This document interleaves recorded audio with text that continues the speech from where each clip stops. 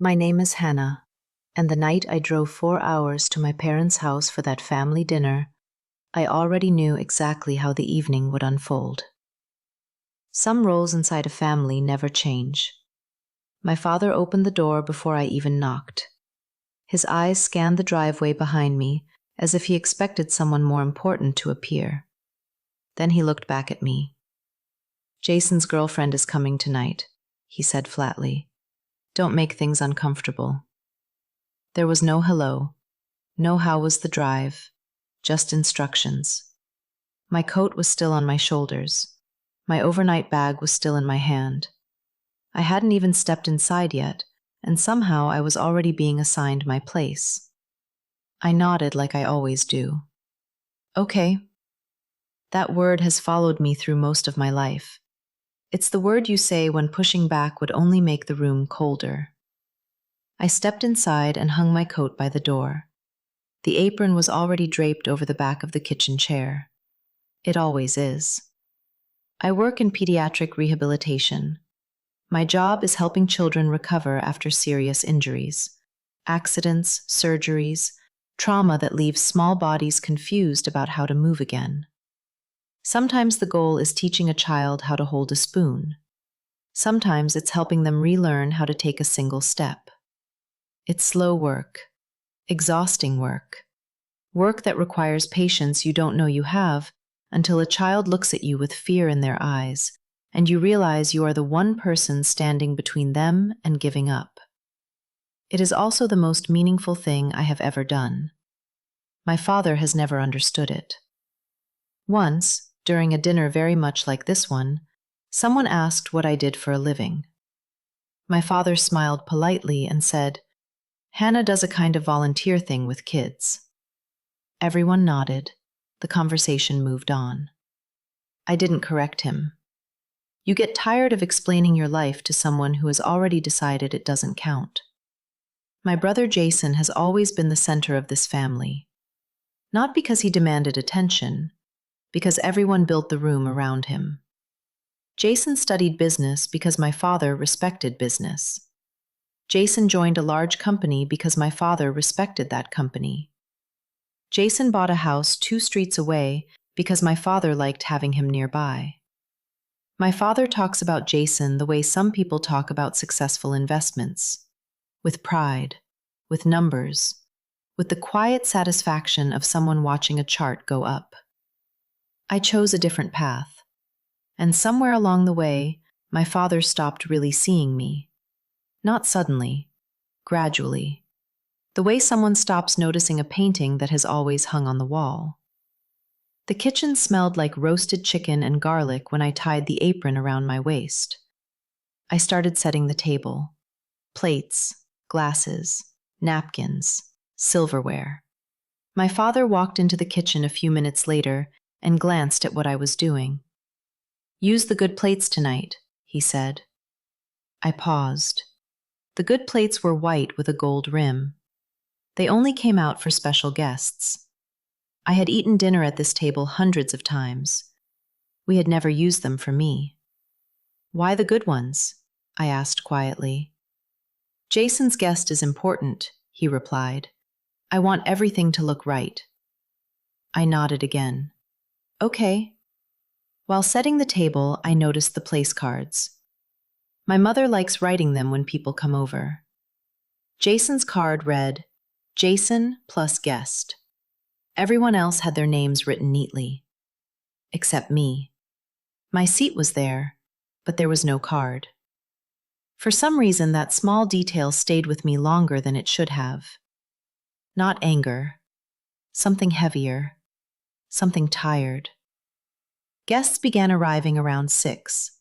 The house slowly filled with voices and laughter. I moved through the kitchen, refilling glasses, adjusting dishes, carrying trays from counter to table. Nobody thanked me. Not because they were unkind, because they didn't see me. Furniture rarely receives gratitude. Jason arrived about 20 minutes before dinner. The energy in the house shifted immediately. My father stood up when he walked in. They shook hands like colleagues meeting after a successful quarter. "How's the new project going?" my father asked eagerly. Jason began explaining. I stood in the kitchen doorway stirring gravy while they talked. 10 minutes passed. My father hasn't spoken to me for 10 uninterrupted minutes in years. Then Jason glanced toward the front door. "She's parking the car," he said. My father straightened his shirt. My mother adjusted the candles on the table. Everyone waited. The door opened. A woman stepped inside. Dark hair, warm smile, slightly nervous energy. Jason introduced her. "This is Claire." My mother hugged her immediately. My father shook her hand with enthusiasm he rarely showed anyone. Within 30 seconds, Claire had been welcomed into this house more warmly than I had been in years. Then Jason guided her toward the kitchen, toward me. Claire looked at my face, and suddenly something changed. Not dramatically. Her smile didn't disappear, but something behind her eyes shifted. Recognition. She knew me. I felt it instantly, but I was certain we had never met. "Nice to meet you," she said softly. Her voice was different now, more careful. We shook hands. Her grip tightened slightly, like she was trying to communicate something without saying it. Then Jason led her to the table. I stood in the kitchen holding a serving spoon, confused. For the first time that night, something unfamiliar stirred inside my chest. Curiosity. Dinner began the way it always does. I carried dishes to the table, refilled water glasses, adjusted napkins. The conversation drifted between work updates and neighborhood stories. Eventually, someone asked what I did for a living. Before I could answer, my father spoke. "Hannah does a kind of volunteer work," he said with a polite smile. "Helping kids, more of a passion project than a real career." 8 seconds. That's how long it took for my profession to disappear from the conversation. Everyone nodded politely. Everyone moved on. Except Claire. I noticed her fork stop halfway to her mouth. Her jaw tightened. She kept glancing towards me like she was waiting for something. Then she set her fork down. The small sound of metal touching porcelain echoed across the table. "Excuse me," she said. The entire table went quiet.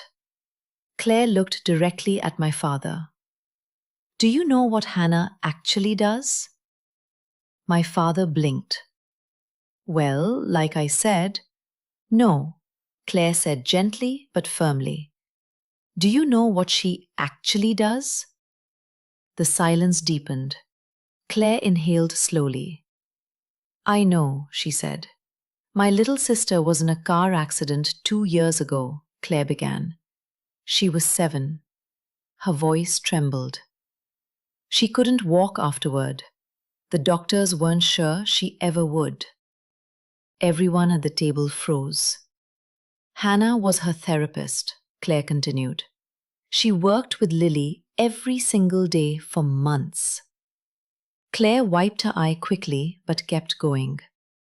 "My sister screamed sometimes. She cried. She refused to do the exercises." Claire looked towards me. "And Hannah sat on the floor with her every single time." Another pause. Then Claire said quietly, "The day Lily walked again, she didn't walk towards me." Her voice cracked. "She walked straight to Hannah." The room felt completely still. Claire turned back to my father. "I've listened all evening while you talked about your son like he's the only child in this family," she said softly. "And then you described the woman who helped my sister walk again as a volunteer." My father didn't answer.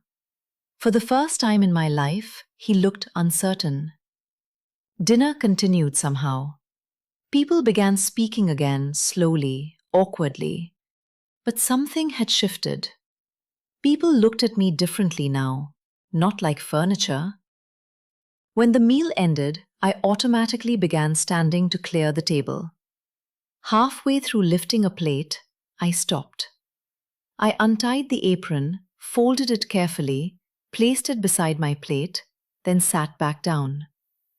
Nobody said a word, but everyone noticed. For the first time in years, the table stayed messy. A few minutes later, I stepped outside. The cool night air filled my lungs. I sat on the front steps and breathed slowly.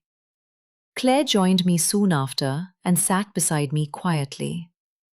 After a moment, she said softly, "I'm sorry if I embarrassed you." "You didn't," I said. She smiled gently. "Lily still talks about you," she said. "She asks about you every time she goes to the hospital." Something warm spread through my chest, a feeling I wasn't used to receiving. Recognition. Jason came outside a few minutes later and sat a few steps away, quiet. After a long moment, he said, "I didn't know any of that." I looked at him calmly. "You never asked." He nodded slowly. For once, he didn't argue, didn't defend himself. He just sat there beside the truth. And somehow that moment felt like the beginning of something unfamiliar. Not forgiveness, not yet, but awareness. And sometimes awareness is where change begins.